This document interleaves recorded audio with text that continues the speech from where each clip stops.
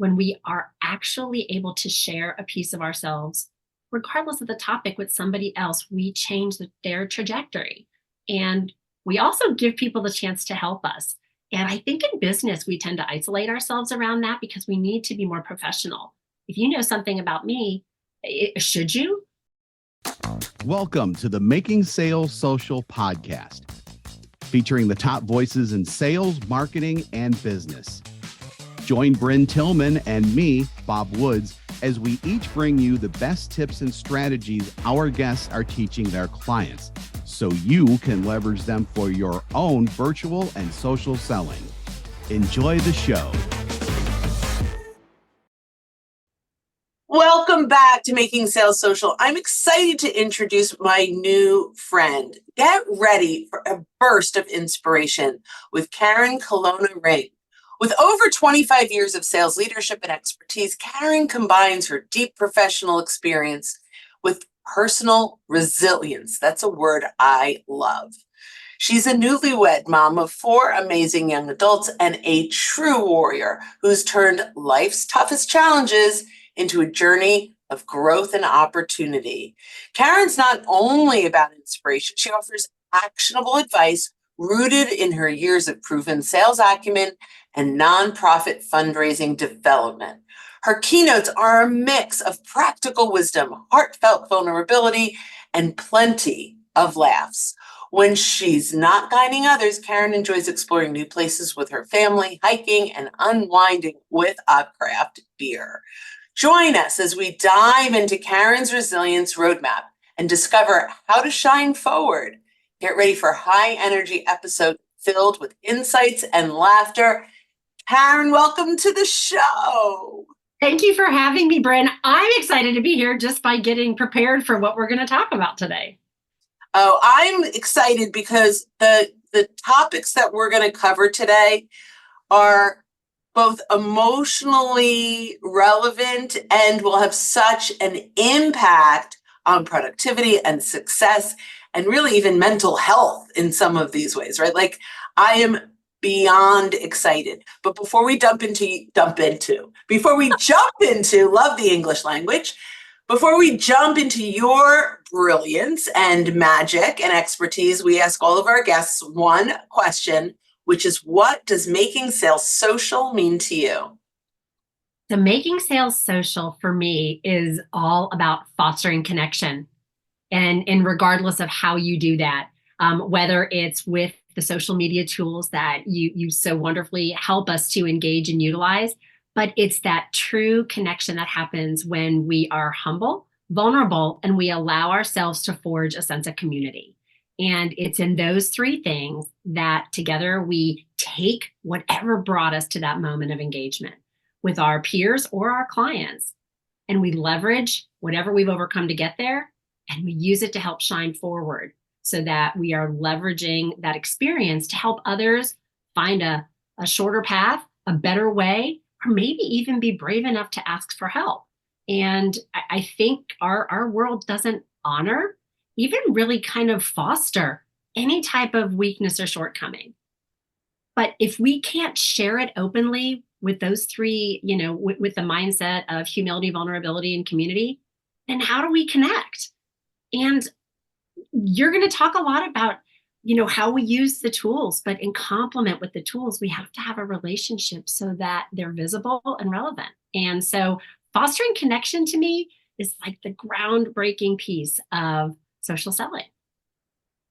So I absolutely love that. And people buy from people, they want to trust and that rapport. So I absolutely love that perspective. I think it's absolutely fantastic. So that fostering connections is foundational, I believe, to all relationships. And when you're selling, you're building new professional relationships. So brilliant. I'm like, I knew this was going to be awesome.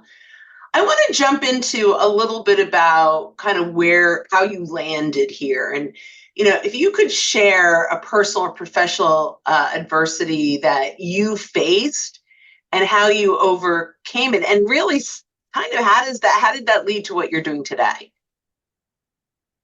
So my trajectory in life changed about 20 years ago when my then 4-year-old daughter said the 4 words, "Mommy, my leg hurts." And at that point in time, I had already had a successful 15 years in sales. Internationally, I loved what I did. I left college and I wanted to sell marketing. And I did. Through a direct marketing campaign from our university, I found my first job and I got to travel and sell marketing consulting and database management. And I loved it in the heydays. And then I became a mom. So I measured everything in wake ups and good nights. I'd finally gotten a consulting gig, which gave me 3 days a week benefits. I was literally in kind of the high of where I wanted to be professionally and as a mom. And then those 4 words. And that would lead us to some doctor's visits, and it was growing pains. And she was just acting out because of some change. And then it led to a low grade fever, and then her screaming that her heart was on fire from her throat to her belly. And it would end with a diagnosis of stage 4 neuroblastoma and a 30% chance to live. And we would battle for 3 years. And I would go from being this confident, marketing and sales consultant to a medical advocate, where my greatest role was fighting for my daughter's life.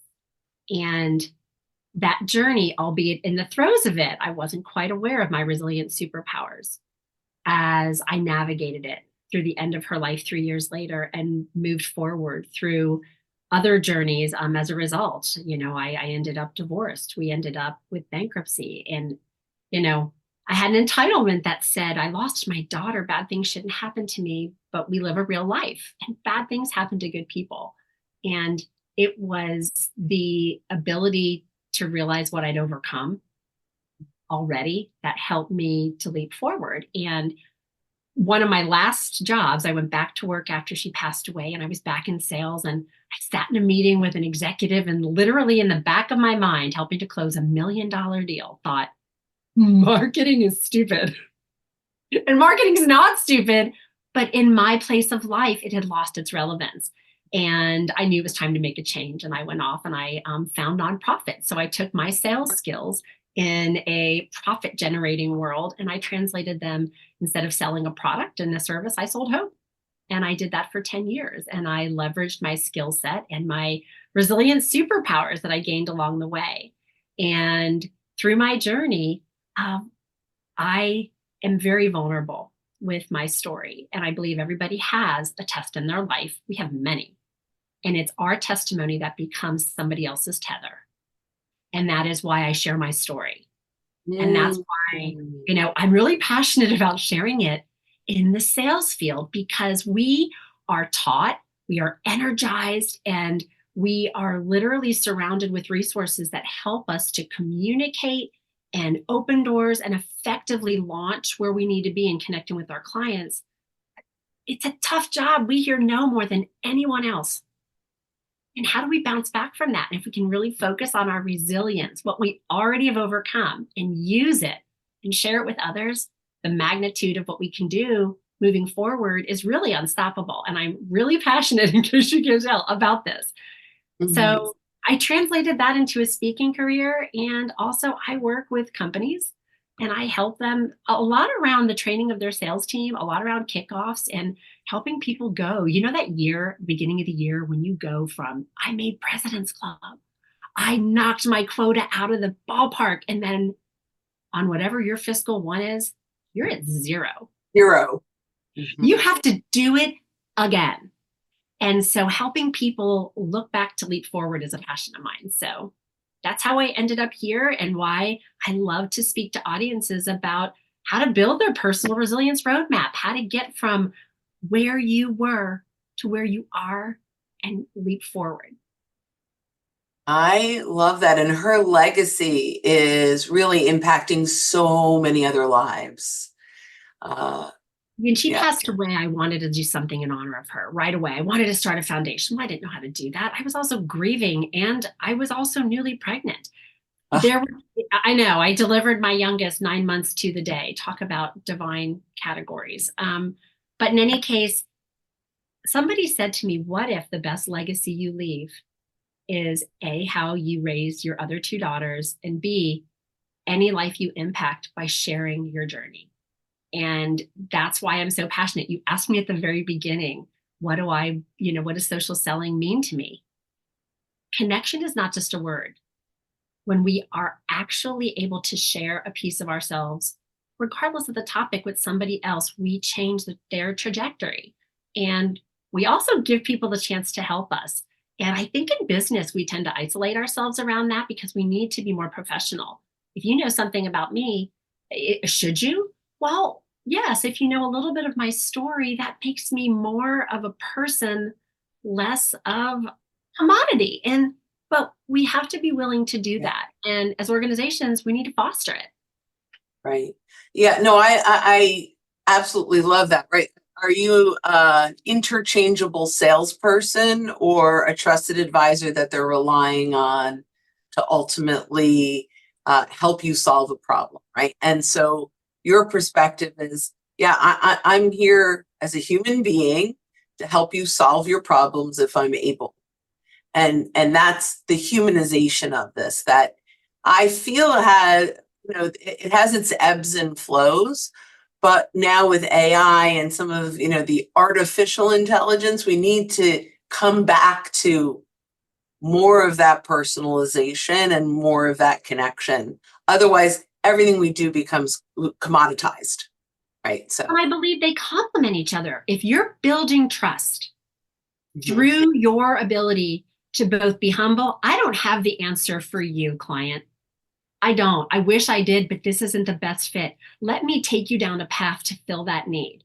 So, in my humility, knowing that I don't have it, but I can ask somebody else to help fulfill it, builds trust. Mm, Knowing a little bit about me, that vulnerability is going to build trust. So, when we build trust in that relationship, when we leverage the tools that make us more efficient and that sometimes close that gap of knowledge we may not have, we've already built the trust and then they work in synergy. Alone, you have skepticism. And I believe that I believe wholeheartedly that when we let down that wall, we forge a connection yeah.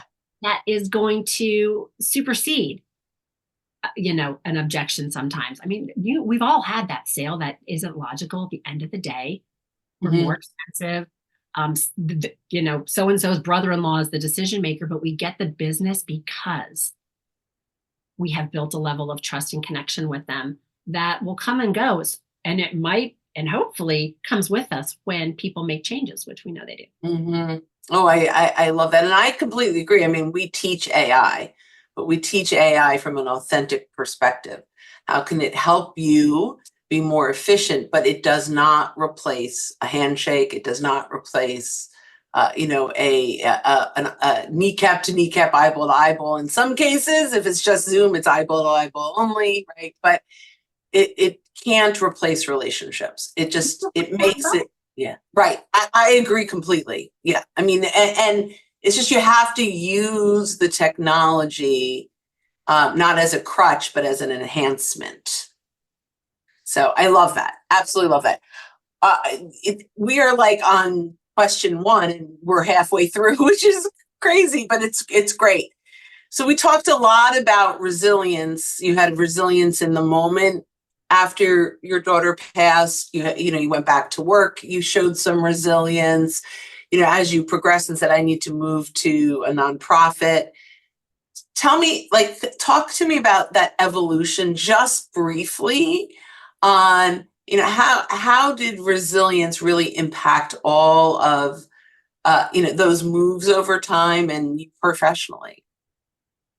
So initially, when I talk about taking an inventory. So to get from losing my daughter to be able to move forward, I needed a roadmap of sorts.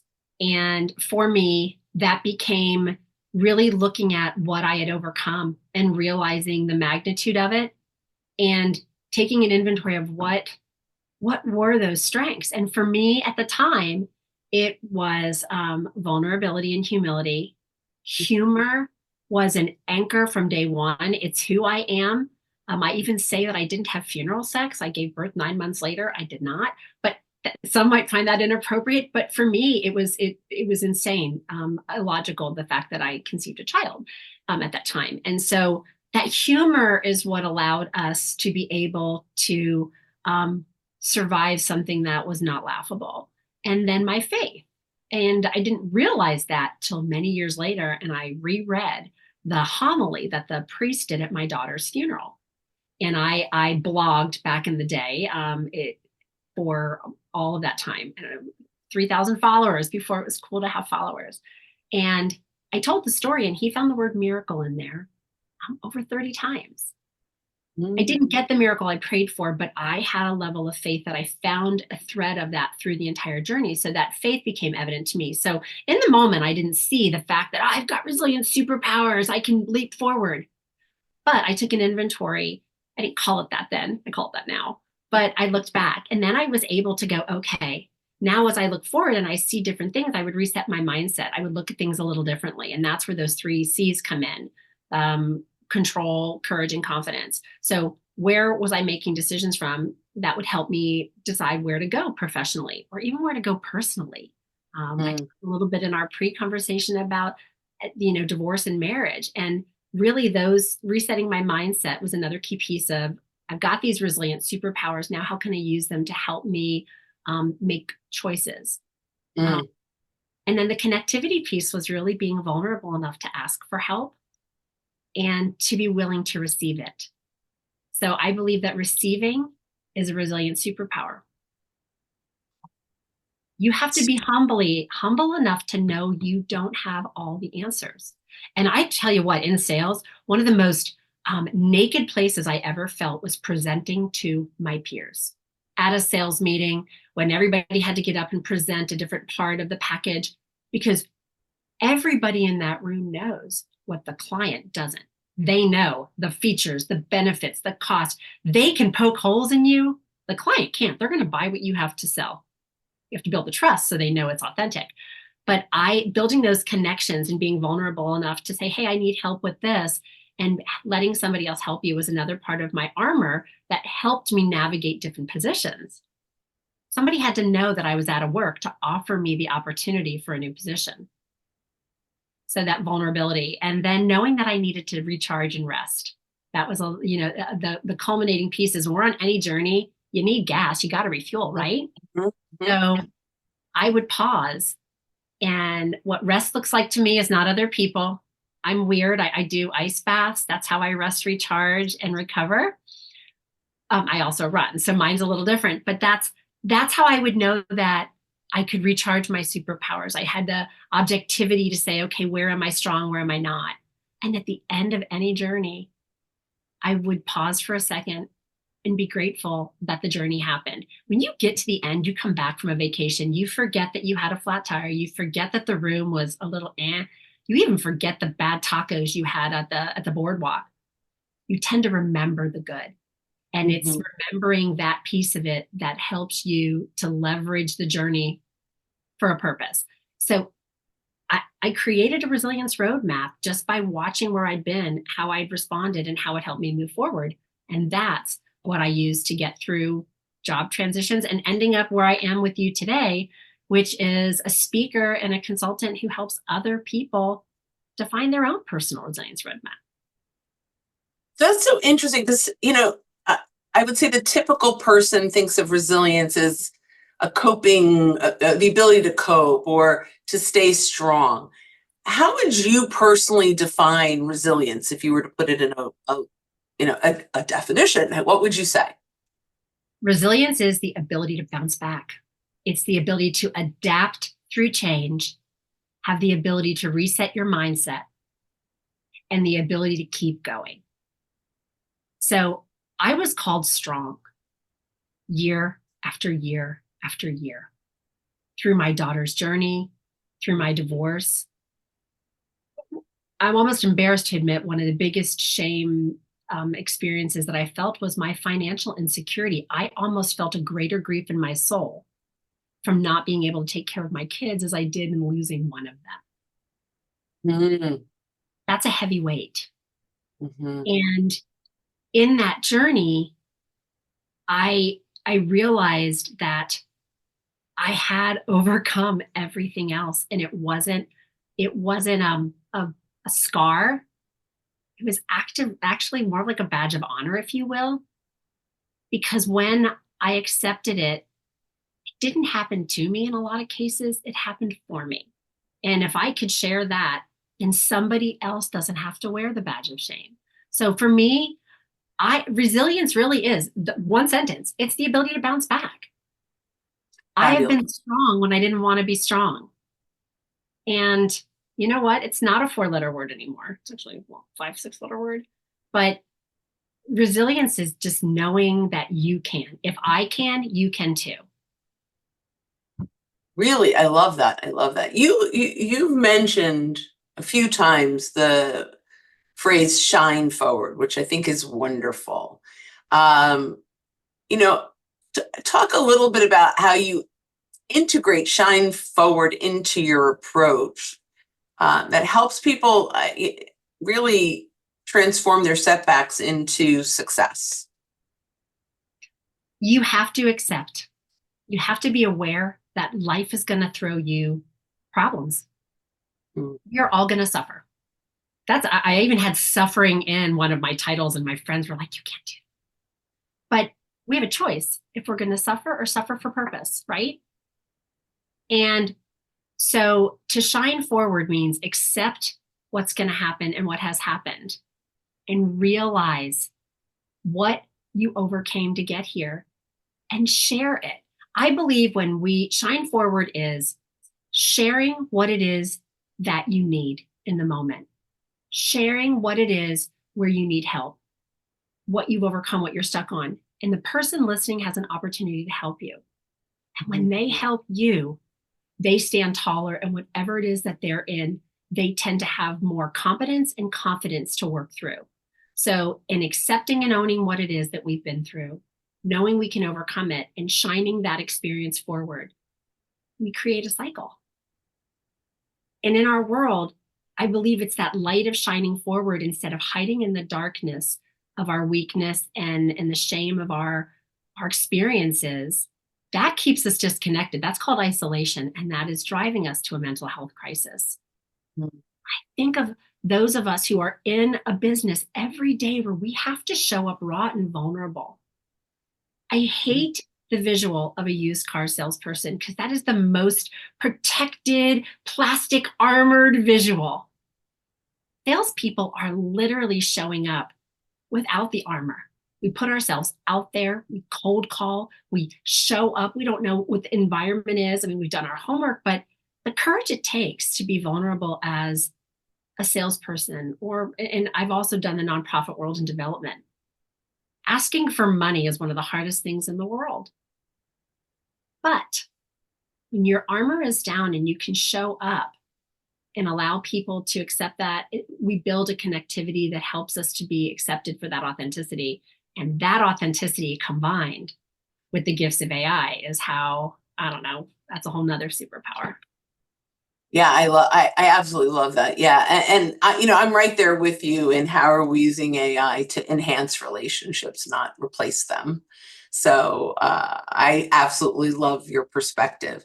Every inch of you just radiates this growth mindset. Like it just is about continuous improvement in our lives. So I'm curious if you had to name like one practice that you implement every day that helps you shine forward, what would that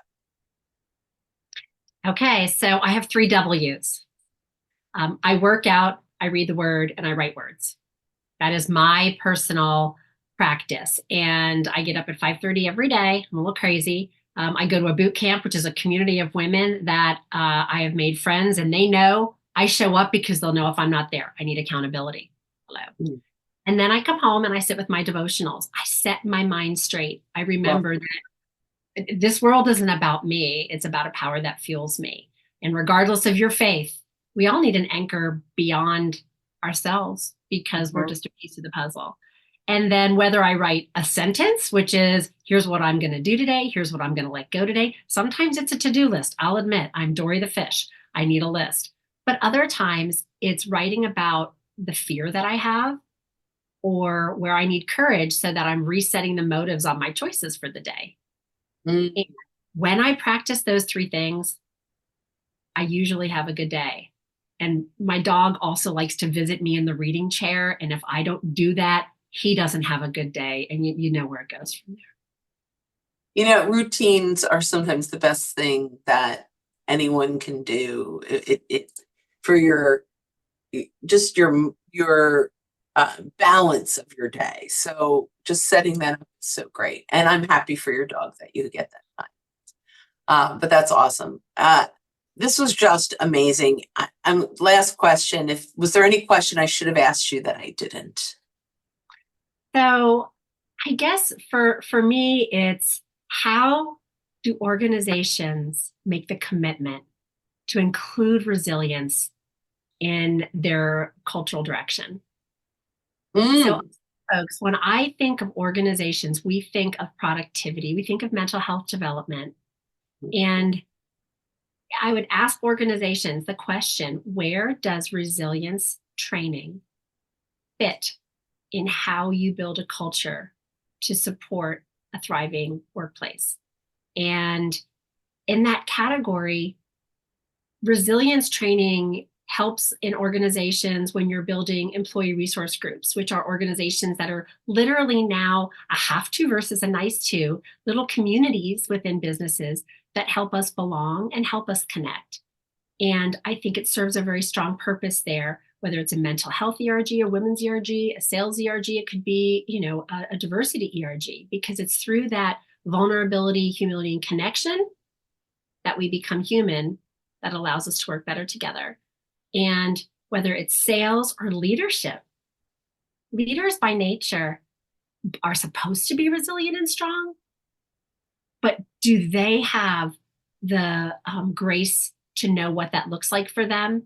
And as somebody walk them through that journey so they can show up authentic for their teams and build that level of trust in sharing their resilient superpowers that could in fact empower their teams to go off and do what they need to do. So I challenge organizations to see where it fits. And if you're curious to know what impact it can have with your teams, your employees, give me a ring. We did it. We brought ring into it. I love it. I love it. I love it. Okay, Brynne, that's for another time, folks, but we hit a home run with that last statement. So fun. This was absolutely just not just mind blowing, but the aha moments, the new perspective where resilience needs to be at the center of everything. It really does, because every day things are happening. Tell me that line again. It's not happened to me, but for me. Say that one more time. So I'm going to look so I get it right. You don't get to choose always what happens to you or in you, but you do have a choice about what you do about it. One more time.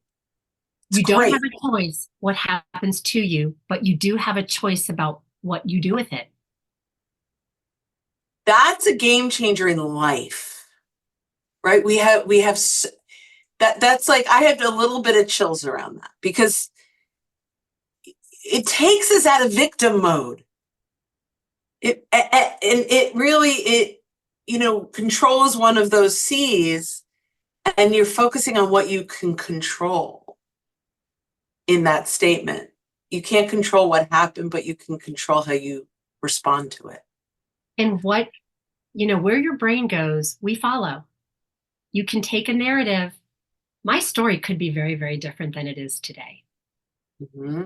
And I'm not saying that I got to today on, a trajectory. What is it? Beam me up, Scotty. It wasn't instant. It was a journey, which is why I have this resilience roadmap. And candidly, I look at it every day. And when the next challenge that pops up, where am I on the roadmap? Where do I need rest? Do I need to realize I've already overcome something? Do I need to, phone a friend and I need to build some more connection? And honestly, if I'm not in a place of gratitude, then I need to pause and figure out why. And then usually that sets me straight. It's not an instant, but it's a process. And it works for me, and I hope it works for someone else. Oh, I love it. Okay. So, I mean, forever I could go on. I'm thinking, I could use you as a therapist, but that's beside the point. Um, this was amazing. I know that it is bringing enormous value to our listeners. Give you a ring. Where can they reach you? How do they reach you?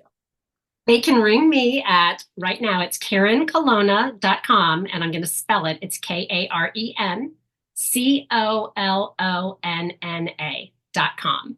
And I'm also on the socials as Karen Colonna _speaks. So come check me out. And I would love to help your organization, help you as a leader shine forward. Wonderful. Thank you so much. And to all our listeners, when you're out and about, don't forget to make your sales social. Bye. Thank you. Don't miss an episode. Visit socialsaleslink.com/podcast. Leave a review down below. Tell us what you think, what you learned, and what you want to hear from us next. Register for free resources at linkedinlibrary.com. You can also listen to us on Apple Podcasts, Spotify, and Google Play. Visit our website, socialsaleslink.com, for more information.